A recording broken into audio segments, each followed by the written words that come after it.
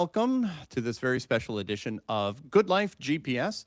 Again, we are committed to helping you take your life to the next level. We want you to have a map. We want you to have that GPS. We want you to have a roadmap to your best life as your best self.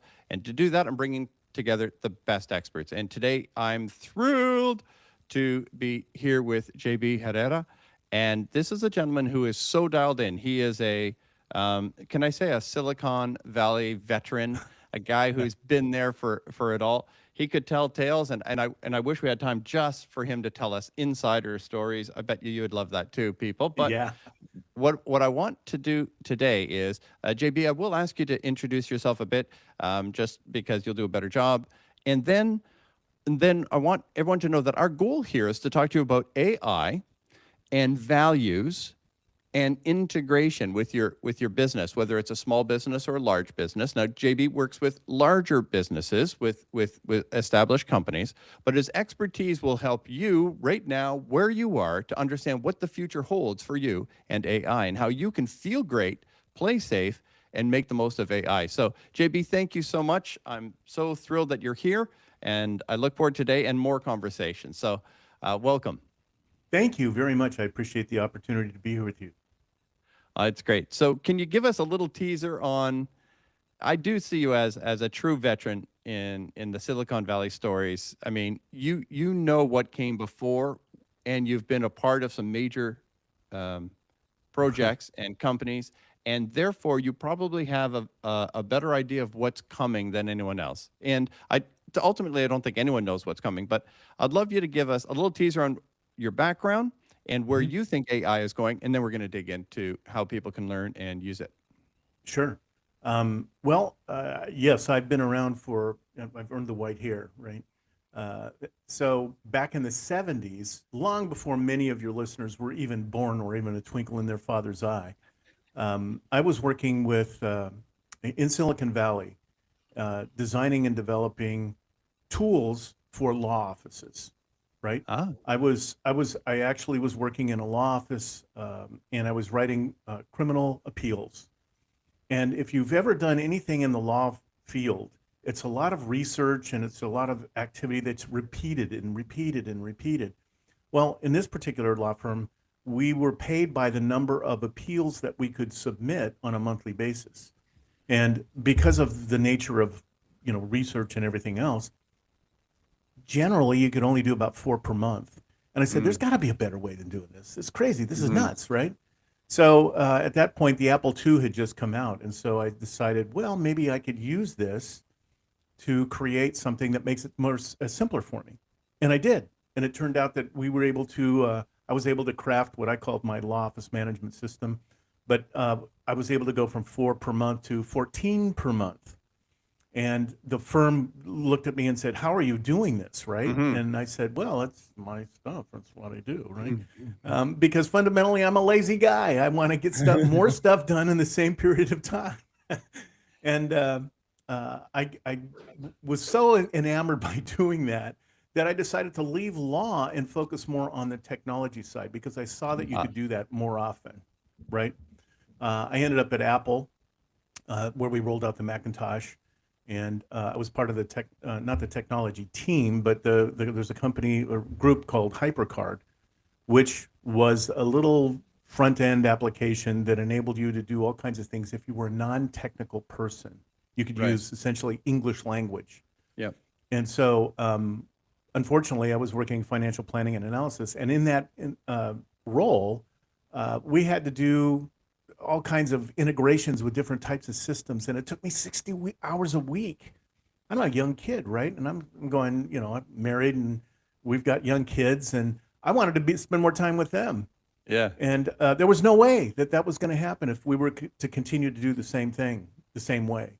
So Yeah. I said, well, I did it at the law firm. Why can't I do it here? We're actually Apple Computer, Yeah. right? Why can't we do that? Yeah. And There's got to be so, some so techies around here somewhere. yeah, exactly, right. So some buddies of mine, we got together. Actually, one of the guys that I've worked with, he's actually the godfather to one of my daughters, and we got together. And after 6 months, we put together this little application. It was all about us. How can we get our stuff done faster, simpler, easier, because it's cool and Yeah. and fun. Have fun doing it. And so we did. We actually took that 60-hour work week and turned it down to 12 hours a week. Now we didn't tell anybody that we were doing it, Yes. right? Because no, it's our secret sauce. We wanted to make sure that, that we knew how to do it and then, eventually share it with everybody else. But that's kind of been the story of my life. I'll use that principle of laziness Yes. to invest time up front so that I can reap the rewards later. Yeah. And that's a principle that you use in AI, Mm-hmm. the same principle that you would use for spreadsheets, right? I remember 13 column accounting pads. Most people today don't even know what that means. But before I've seen them. spreadsheets, right? Before spreadsheets and all of that stuff, that's what we had to do it by hand, by pencil, and all of that kind of thing. So today, what I'm doing essentially is the same thing. All I'm doing is creating what I call little guys. So these AIs are little guys. They're little tasks that need to be completed to make your job easier, to make your life easier. And it doesn't matter. It's not about artificial general intelligence, and it's not about taking over your stuff. If you look at it from that perspective, I have a need. I want to solve the problem. It's going to make my life easier. How can I do that? That's what I do. And I help people both on the personal side and on the professional side. So I have AI agents that scares the people, but I have little guys that actually help people get a little life balance. Oh, okay. Don't you need to have that? Absolutely, in Yes. today's world, right? And then on the flip side, once you get to the office, now the question is, okay, what can we do to clean out your email inbox? Like I have 5 different emails, and if you add up the total number of new unread ones on a daily basis, it ends up being like 1,000. There's Yeah. no way that you can do all of that. But if you have a bunch of little guys, right? All of a sudden, Yeah. they're working for you under your direction. That's the Yes. key. Under your direction, not leaving it up to somebody else's big tech large language model. Never do that. But if you can set up the constraints, the guardrails, the business rules, based on your core values, then the results are going to come back and they're going to be very similar to what you would do. I So love it. that's kind of everything in a nutshell. So we're done. I'm good. If anyone has any questions, they were Yeah, right. thinking. Yeah. So help the regular people and the business owners understand what is an agent. How can a person? I'm guessing there's 100 different definitions depending Oh, on yeah. who you ask, and how can an individual or a relatively small company begin to build their own agents that know their stuff, do their stuff, and stay within the guardrails as you mentioned. So, what is an agent in the context of what you were just saying? How can a small business owner or an individual have their own agents trained up and managed under their values? So, is that the right way to ask the question? Help me out. Yeah, no, actually, you asked a very complex set of questions in one question. So it's really Uh-huh. it's actually a brilliant question. Oh, God bless you. There you go. So here's the thing: if you think about what an agent is, right? An agent does really 3 things. It can talk, right? You can ask it something and it'll respond. It uses tools to get information and go out and do things with other pieces of information. And then it does a task that you have defined for it and returns a result. That's an agent. So think of an agent as if you're, let's say you're managing the PTA, right? And you've got a bunch of volunteers that are doing certain things, different committees, Yep. right?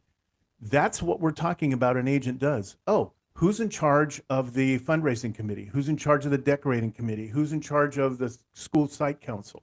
Mm-hmm. And then from that, we define specifically what that committee does. Oh, its objective, its charter is to do this. It's going to be doing this for this amount of time. These are the rules for that committee. This is the number of people that we have. This is the budget that we have that has to be done within this time frame. And once you do that, what's our output? What's our outcome? Mm-hmm.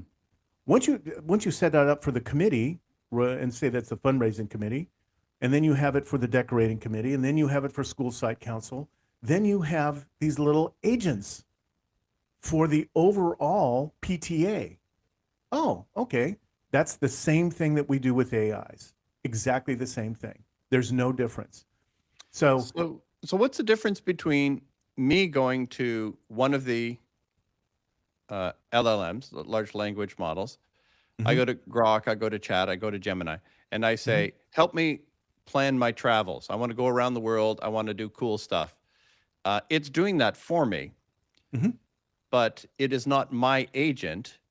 It is a shared AGI that can do that information, but it doesn't remember me.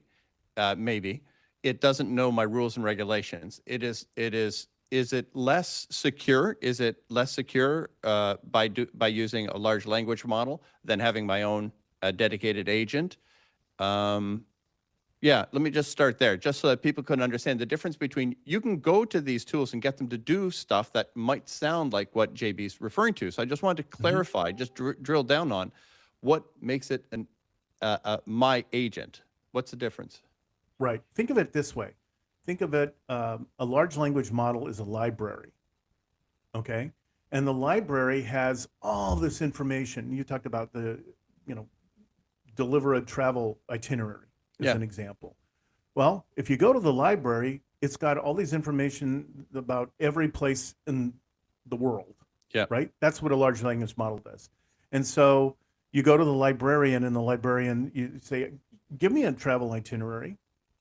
And the librarian says, well, okay, I can kind of do that. And let's say he or she was there and had just decided that they were going to go to Italy. And so they have all this information about Italy, and they give you stuff on Italy. Unfortunately, what you were thinking is that you wanted to go to Asia. So the information that it delivered to you was incorrect. He or she delivered this package of information about Italy, but it was wrong. So let me jump in there just out of curiosity. So could that problem of it not being my personal agent be solved by a better prompt? If I prompted the AI better, I could get a better answer, but it's still not the distinguishing factor between it's my agent and it's a general LLM. Is that okay? Yep, absolutely. So remember, prompting is essentially, it's very similar to setting up the rules for a committee at the PTA. Right? You define all those rules as part of what your prompt is. But then you don't stop there. You give it more information, like context. Context is different than prompting. Context gives it, your agent, more information than it probably needs, but it could use as it pulls all of that information from the library and frames something the way you would want it to be framed, that it makes sense to you. That's what your agent can do. Now, there are some things that the large language models are doing. They're trying to add personality. They're trying to give it memory. They're doing all of those types of things, which is great, wonderful. Except, guess what? I use ChatGPT all the time. I use Claude. I use Gemini. I use Manus. I use like 20 of them. Yeah. What I know for a fact is that it's this. They're doing, honestly, the best job that they can. When they create a personality like ChatGPT does, there's friendly, there's professional, there's, all those different things. How do they define that? I don't know how they define that. I know how I define it for me. Yeah. But that's them. So by default, if you're using their definition, the response is going to come back with their perspective, not necessarily yours. And that's the myth of artificial general intelligence is that it can think like a person. Well, there's how many billions of people, right? And that's with knowledge that goes into the past, today, Yeah. the present, and the future. So to think that we're going to, an imperfect group of people are going to create this general intelligence that's going to be able to do things, it's kind of silly. But for Mhm. us as using these large language models, what it means is that we need to put these rules and guardrails. Yes. Now, here's the challenge. People like to think in vague terms, Yes. right? We don't like to be hamstrung or tied down to a particular thing. So we like things fuzzy. We like to keep my options open. Mm. I want to be able to change. I want to go this way. I want to go that way. And so I'm really not going to commit all the way to whatever it is I'm doing. I'll commit 90% of the way. Yeah. AI doesn't work that way, That's right? right. It needs to have specificity of the rules and regulations. Ironically enough, one of the challenges, I mean, we just talked about that with the librarian example. Yep. If you don't give the librarian rules and guide Yeah. rails, guess what? You're going to get something that's not what you expect. Now, Yes. in that human interaction, you would not say that it's a hallucination, right? What we would say Right. is, she didn't understand me. It didn't, Right. it didn't jibe with me. What we use these human terms on an artificial construct. Yes. Yeah. So using the word hallucination by default implies that it's already intelligent. But as you've seen just by what we were talking about, it's not. It's Mhm. just Mhm. pulling information from a library and giving you, the best possible inference that it knows from its training. Yeah. That Well, I make want to sense? jump in with yeah. I hope it does. I think I understand. But I mean, that's the humility that is required in Mhm. working with humans and AI is to have the humility to say, I think I understand, and now it's perhaps time to check that kind of thing. But I think Mhm. you're completely clear.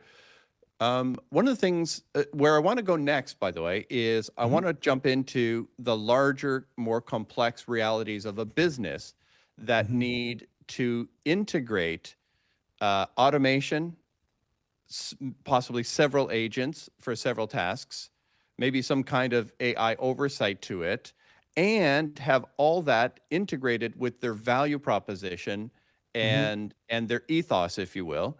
And Mhm. that's a larger thing, and that's really where your sweet spot focus is, if I understand. I'll ask you to explain that. Mhm. Um, that's where I want to go. But before we go there, I just wanted to say that you triggered something in me. Um, one of the things I used to, so I created something called Verbal Aikido, and I'm very proud of it. And we've done a lot of great work. We work with the world's most powerful banks, law enforcement on de-escalation. And one of the little things that I would want, a section I would talk about is words are weak and language is limited. So if I was to say to you, JB, I'm the foremost expert on leadership, and you say, wow, what are the chances that what I mean as leadership is what you think of leadership? You know, as an intelligent man, there's virtually no chance that we're talking about the same thing, but we smile and we nod. I say leadership, you're like, oh yeah, yeah, yeah. If I say friendship, you go, oh yeah, yeah, yeah. If I say, there's how many Mhm. words do we all have our own definition of? And I just want to drive that point home for those watching. I was hired by Yep. an HR think tank to write a research report on the top leadership training, which is private and public, which is everyone from Harvard, Stanford, Yale, and the top corporate training companies.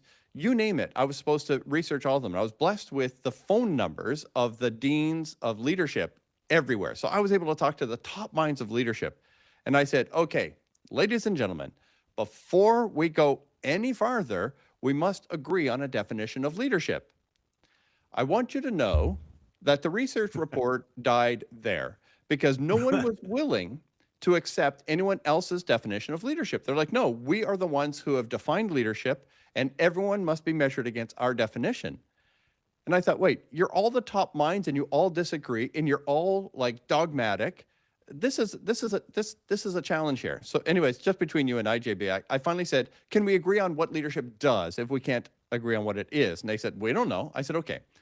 May I submit for your consideration that leadership occurs when an individual or group of individuals choose consciously or unconsciously to follow the example or directions given by another.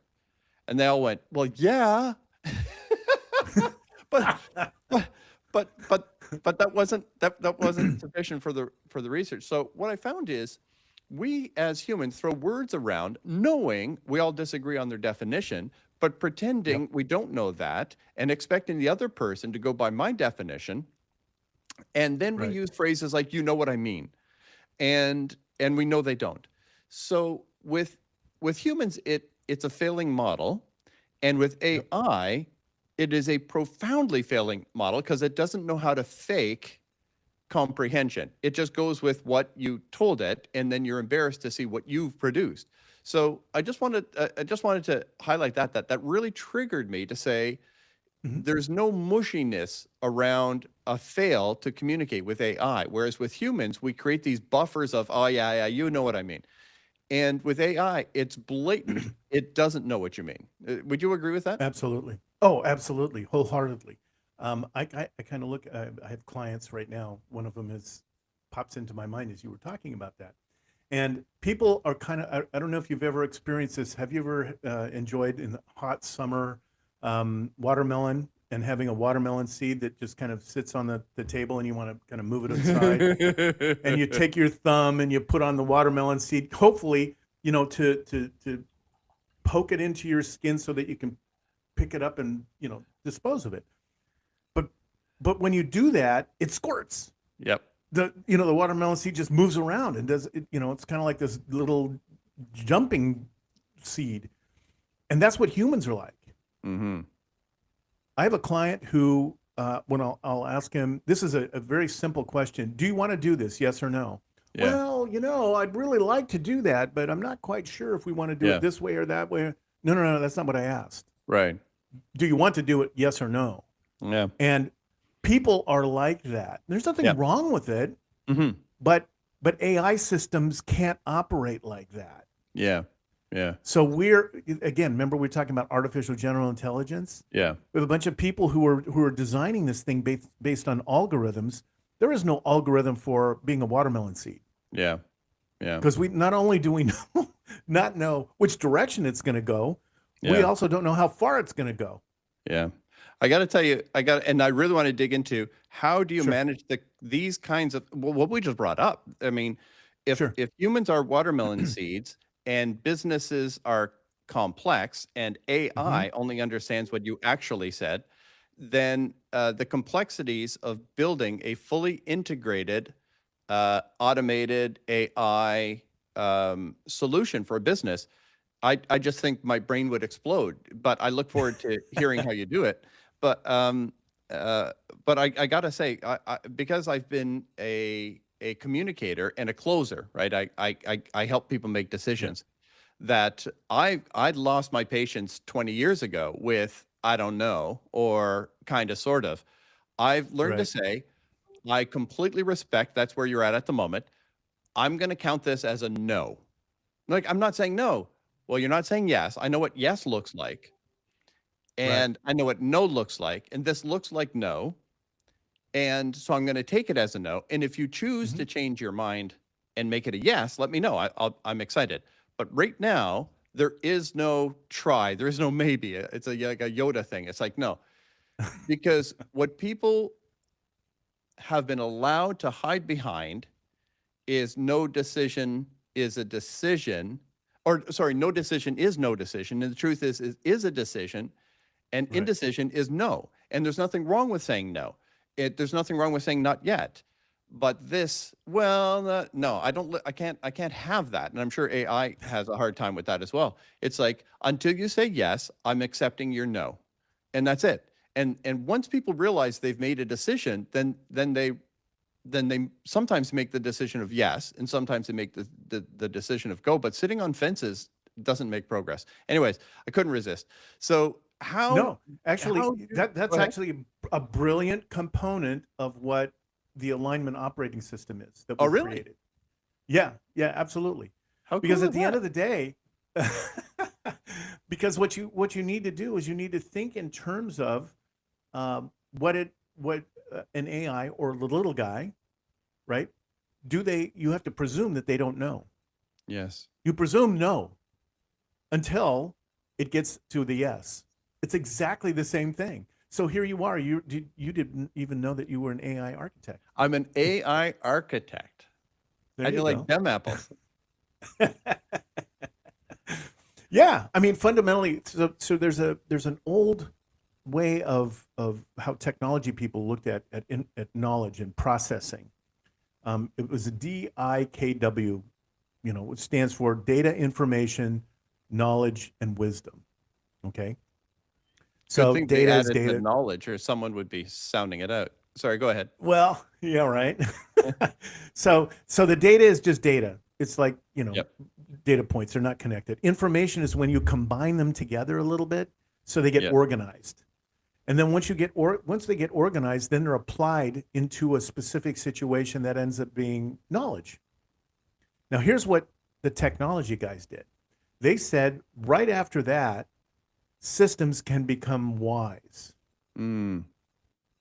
because it now has access to all the information from a Yep. variety of sources, and it does all that kind of stuff in wisdom. And I'm going, that's not what it is. What it really is, it's a form of rudimentary intelligence. Mm. So it's not DIKW, it's DIKI, and even then it's not W. So because that's how technology works: data, information, knowledge, and rudimentary intelligence. The flip side, the extension to that, is where human brilliance is, and that's Synergy AI is all about human brilliance, multiplied or amplified by artificial intelligence. Mm. So the human brilliance starts with intelligence, all of that stuff that we've talked about before. Think about a little child who learns all of the different things. Now you add critical thinking and judgment and insight that leads to wisdom. That's our domain as humans. When we choose to employ those characteristics, Yeah. I'm not saying we do it all the time, and I'm not, Yeah. and you can infer, and I'll say it straight out. There are many people in this world who choose not to do that all at any time, right?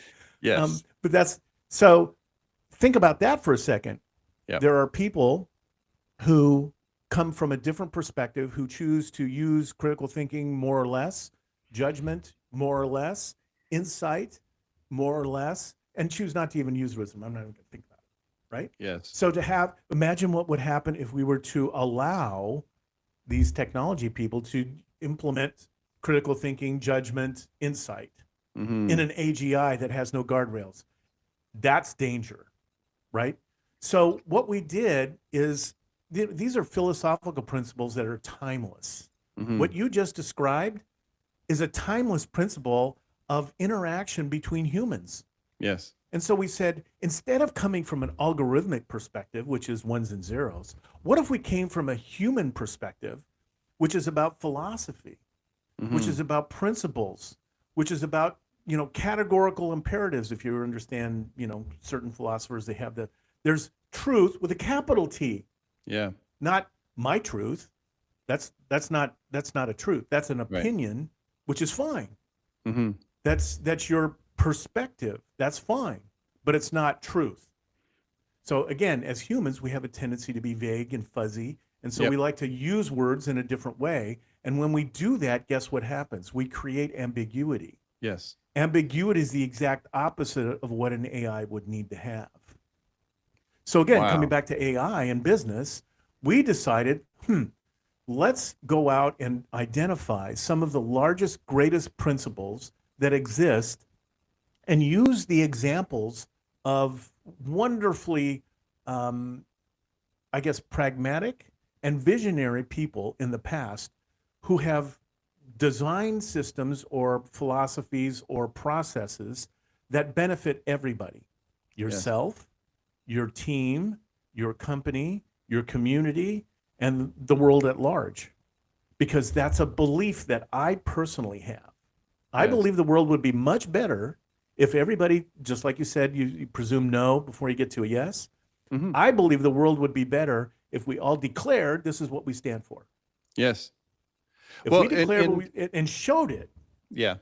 And that hit another button for me because ambiguity is the fear of responsibility to be able to be caught less than perfect.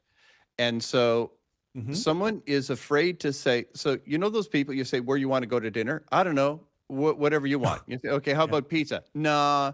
Okay. How about Chinese? Nah. How about steak? Nah. How about that great vegan restaurant? Nah. It's like, okay, so what do you want? Oh, whatever you want. And so what they're saying is, I refuse to take any responsibility of a decision, so I put the pressure on you. And then no matter what you choose, I can shoot down, and you're always wrong, and I'm never wrong because I didn't say anything. But the person who says, I think we should go to Texas and have some steak, that person can be measured as wrong. It's like the person who sets a goal. I'm going to walk 3 miles by 4 p.m. Then at 4 p.m., you did or you didn't. And to avoid responsibility, people hide behind ambiguity. And that might be a model that somehow worked for you to whatever degree that you want to measure it. But it doesn't work in the world of technology. It doesn't work in the world of business where things can be measured and must be measured because we have a responsibility to our stakeholders, our shareholders, to our clients, to our team. So that I'm hiding behind ambiguity is something that this may help us with as a culture, period, as we're forced with AI to have clarity, conviction. And I just wanted to bring up now, we talked earlier about you have an incredible thing called the threat assessment.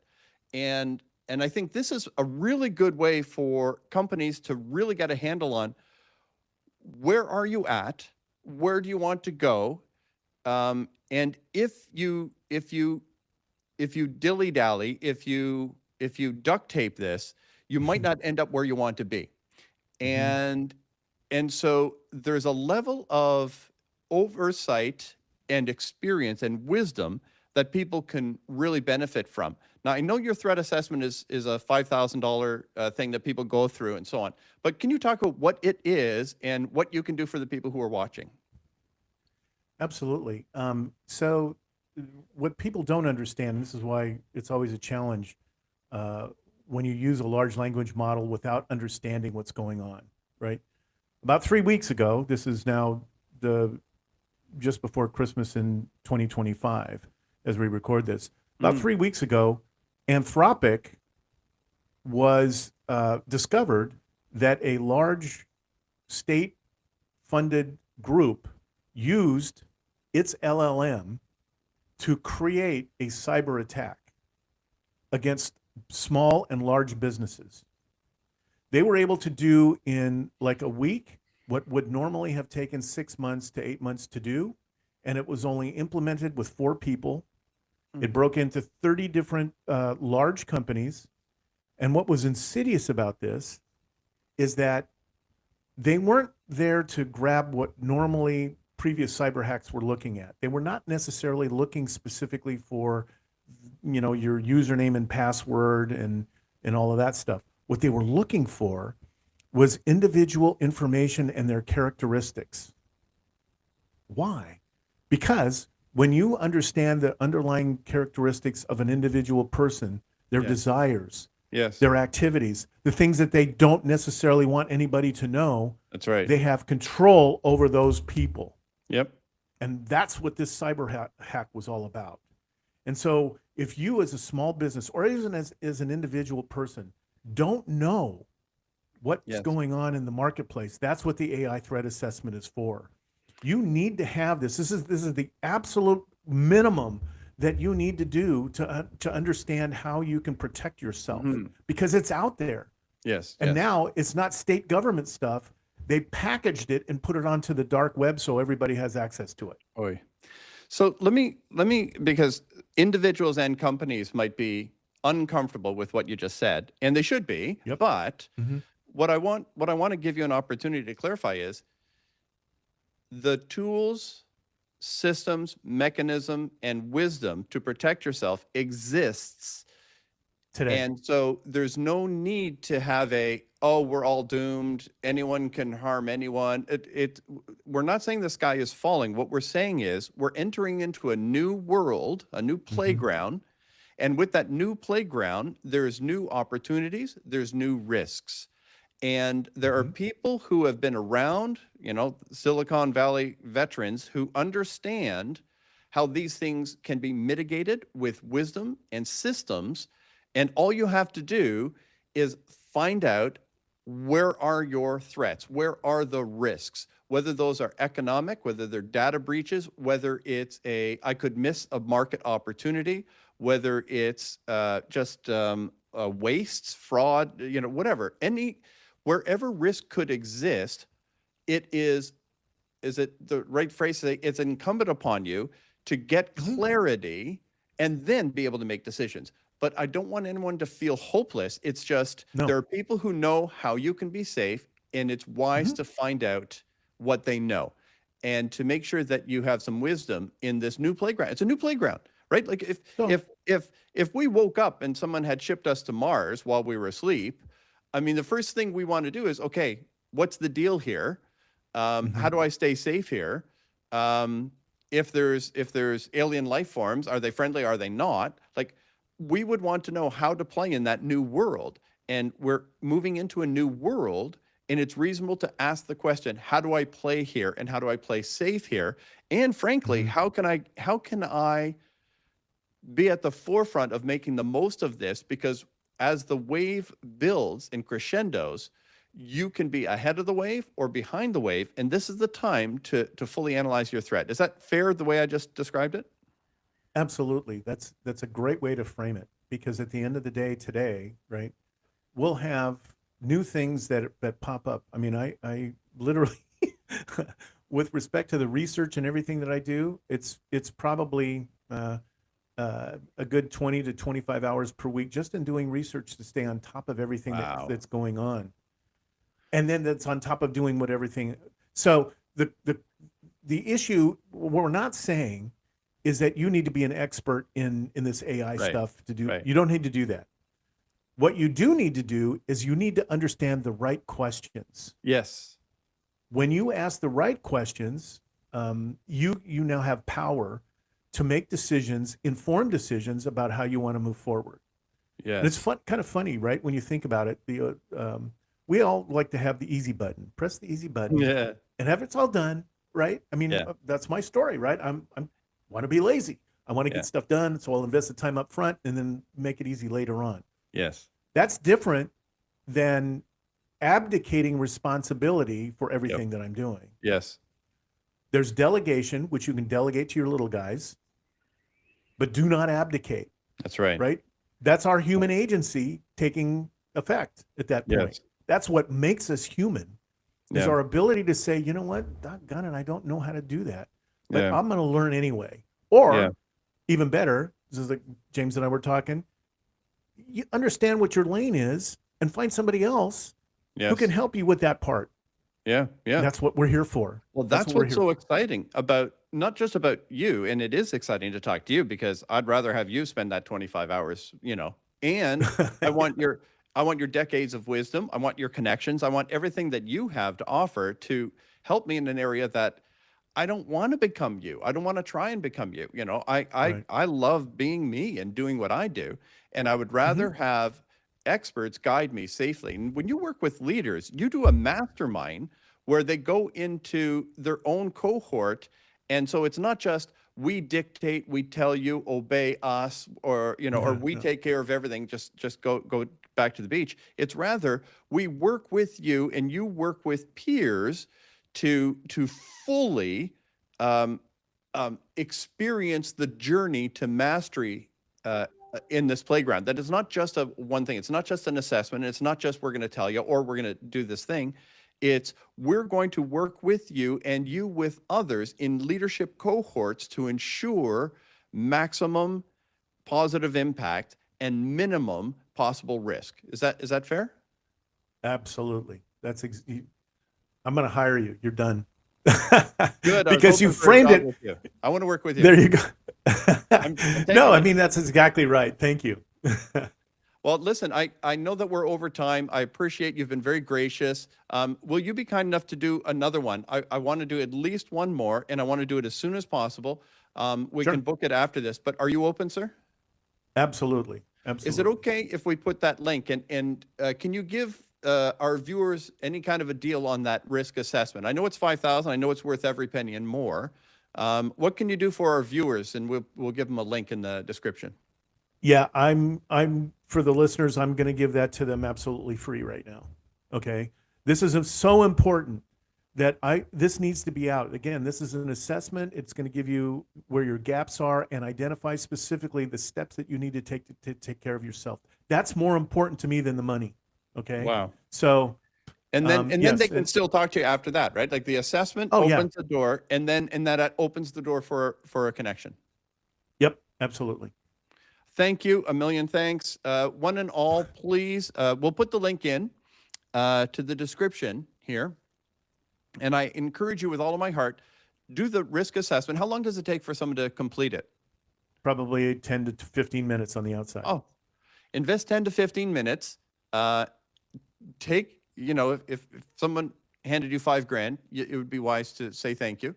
And my encouragement is, because what's at stake is far more than $5,000. It's 50,000, 500,000, 5 million or more, for you to play safe and win as you're moving forward. So one and all, please do connect with JB and do the risk assessment. The link will be in the description.